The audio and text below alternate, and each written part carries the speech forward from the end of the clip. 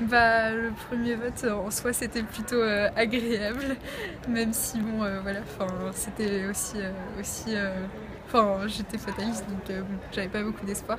Mais après bah quand j'ai appris les résultats, d'un côté je m'y attendais donc ça a un peu atténué le choc et en même temps je suis vraiment extrêmement déçue et je sais toujours pas pour qui je vais voter. Extrêmement Et déçu par quoi? extrêmement déçue bah, que ce soit. Enfin, Le Pen, je m'y attendais, mais j'avais encore un peu d'espoir que Mélenchon passe au moins.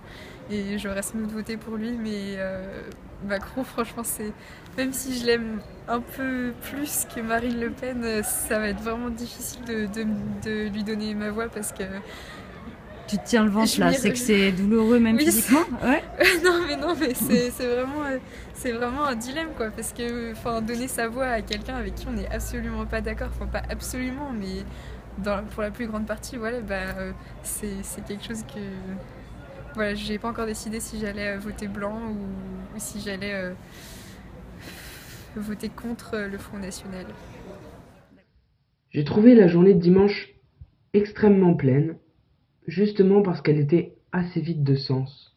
Comme la campagne était terminée, les chaînes d'information en continu, les journaux, les réseaux sociaux n'avaient rien d'autre à se mettre sous la dent que quelques informations futiles et en définitive qui ne servaient pas le débat. De la même façon, il n'y avait pas de nouveaux sondages et la campagne semblait s'être placée dans une sorte de flou, de flottement, alors même qu'elle était à son point critique. Le fait est que les sondages avaient plutôt bien prédit les résultats du premier tour, même s'il peut être intéressant de se demander si ils les avaient prédits ou plutôt influencés. Ça restera une question à laquelle il faudra répondre. Après être allée voter, j'ai suivi les taux de participation dans la journée sur Internet. Et puis le soir, j'ai écouté les résultats du premier tour et j'ai aussi écouté quelques discours de certains candidats à la présidentielle. Forcément, je suis déçue, mais je veux rester optimiste. Euh, Par contre, je trouve que la montée du Front National est plutôt inquiétante.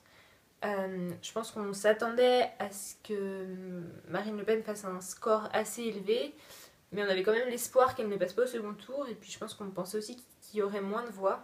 En fait, j'ai discuté un petit peu avec ma famille au début, puis ensuite on est allé assez rapidement en début d'après-midi, on est allé voter ensemble.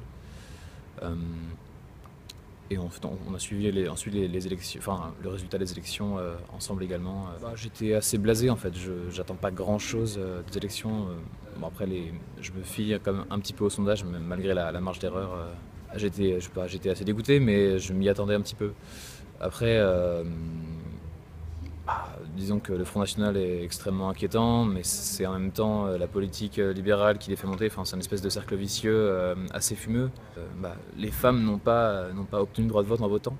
Euh, Disons que j'ai plus confiance en fait en une espèce de, ouais, en la lutte sociale, une prise de pouvoir par la rue que par les urnes.